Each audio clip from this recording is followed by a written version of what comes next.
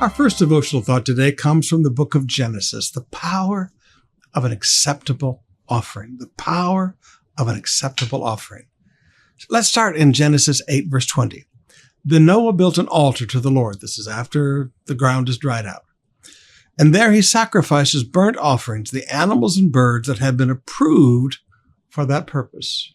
That had been approved for that purpose. Now, brothers and sisters, one of the things you begin to recognize is a lot of the principles that you see coming out in the law of Moses were long before the law of Moses. Like the principle of clean and unclean animals. This is how many clean animals you're to take, Noah. This is how many unclean animals you are to take. There were principles that were already laid out. And these principles involve the offerings, animals and birds that have been approved for that purpose.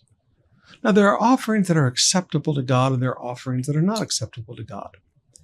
We saw just a few days ago that Cain just brought something from his crops, just whatever he wanted to do.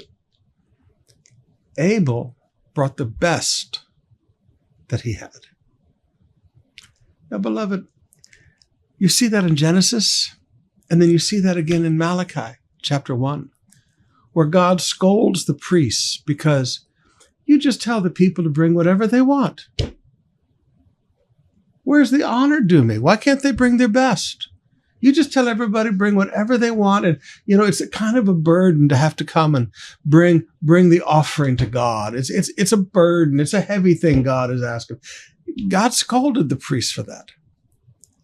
Now, one of the things we have to learn is that there are offerings that God accepts and there are offerings that God does not accept.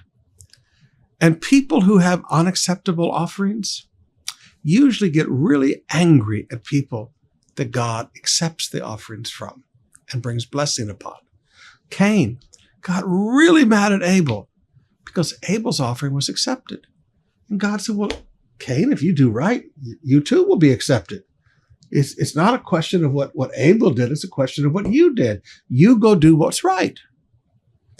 And beloved, one of the things you'll see in this world is that when people don't know how to make a correct offering, and those offerings are not accepted, those seeds do not bring a harvest, they get really angry at people who give the proper offerings to God.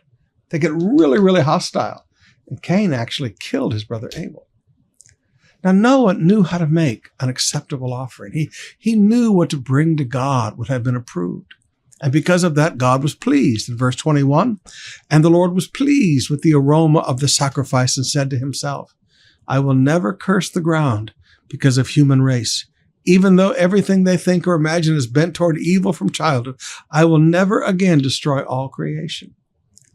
Look at the power of an acceptable offering. God says, never again will I destroy the human race. In verses 21 to 22, he makes a covenant with all creation, not just mankind. He said, I'll never again destroy all living things. He said, and as long as earth remains, there will be planting and harvest, cold, heat, summer and winter, day and night. All of this incredible promise, the rainbow that's in the sky to this day, to remind God of his promise, to no matter how evil men are, to never again destroy all of creation because of man's sin. It all came because of one man's offering. Have you ever thought of the power of the offering that you have brought? Have you ever thought about it? Have you ever thought about the passage with Peter and Cornelius, where Cornelius was not even saved yet, but his offerings had come as a memorial before God? Have you ever thought about this? The power of an acceptable offering can change the world.